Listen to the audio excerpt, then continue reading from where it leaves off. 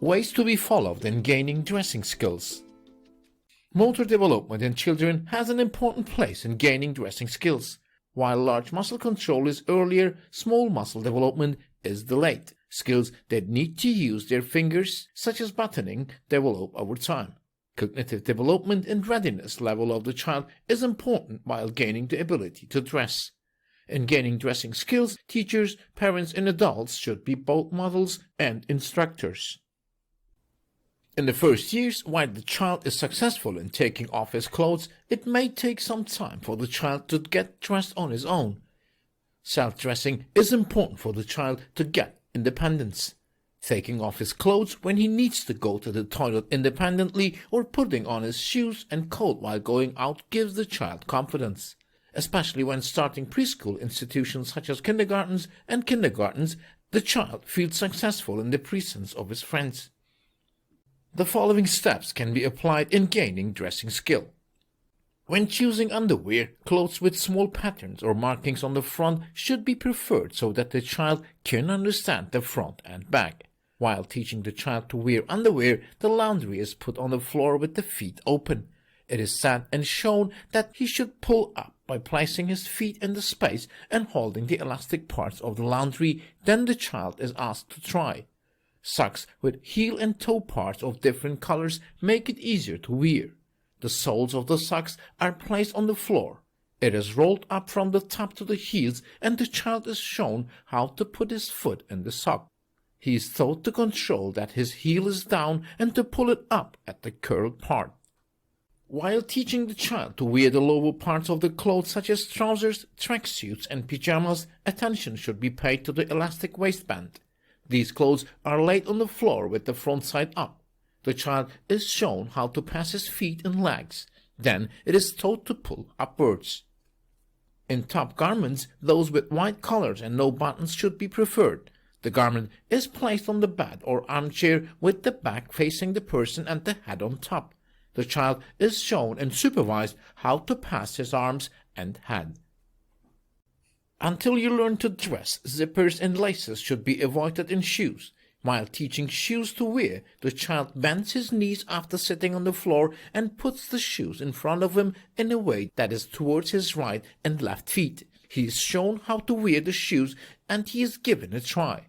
In boots, the child is seated on a stair step or on a chair and he is shown how to put the boots on his feet. Then the child is asked to try.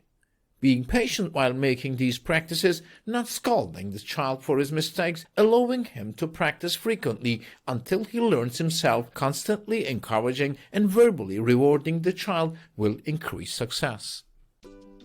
Rest in child age 1 to 6. The importance of rest.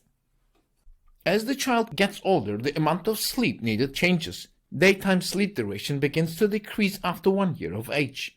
A 2-year-old child sleeps about 10 to 11 hours at night and 1 to 2 hours of sleep during the day is enough for him. After the age of 4, children do not need daytime sleep and it is sufficient to rest for a while instead of sleeping.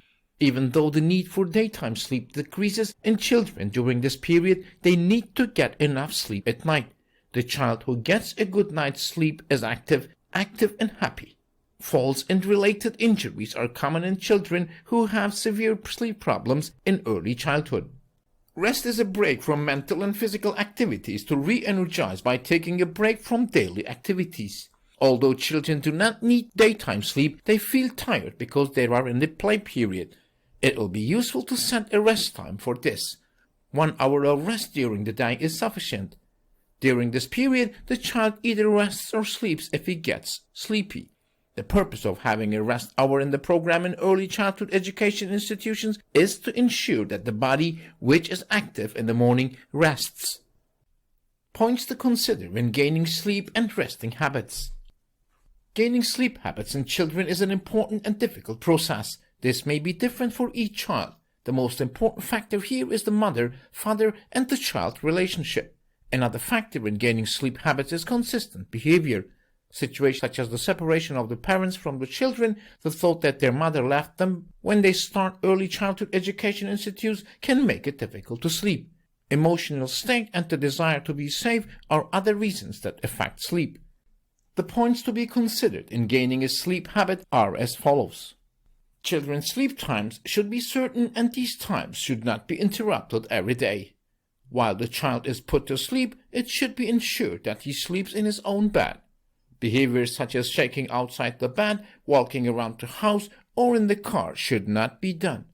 The environment at home should be comfortable, and the routine should be maintained without making too much noise while the child is sleeping. The child may be afraid of being alone in the room. This situation should not be criticized and should be patient. The child should not go out of the house assuming that he does not wake up while sleeping. The child should not be punished for sleeping as a result of his mistakes. Before going to sleep, scary or exciting tales, stories should not be told, movies should not be watched. The sleeping room should be quiet, comfortable, and dim light should be used if there is a fear of the dark. Sleep time should not be changed in situations such as traveling or guests. Relaxing cleaning such as brushing teeth before sleeping, washing hands and faces and needing the toilet should not be interrupted. Physical contact such as stroking ears and holding hands should be avoided during the transition to sleep. Methods to facilitate the transition to rest time. When it is time for the children to go to bed, turn off the light, go to sleep, it's ticking. Command sentences like these can cause the child to become stubborn. The child who feels that other people in the house will sit down and therefore sent to bed may not want to sleep. Applications that children can do with their parents at bedtime facilitate the transition to sleep. These apps are reading and telling stories, fairy tales without scary characters to the child, listening to light music, singing a lullaby, playing a little active game with the child, for example, painting together, finger playing or jigsaw, etc., wishing good night, kissing. Sitting next to you until they fall asleep, saying that they will be with you whenever they want, that they will hear your voice. Having a bath, massage, planning family activities by taking into account the sleeping pattern, taking into account the wishes of the child in accordance with the layout of his room as he grows up. The child will feel comfortable in allowing him to sleep with the toy he wants while lying down, such as a pillow, stuffed toy.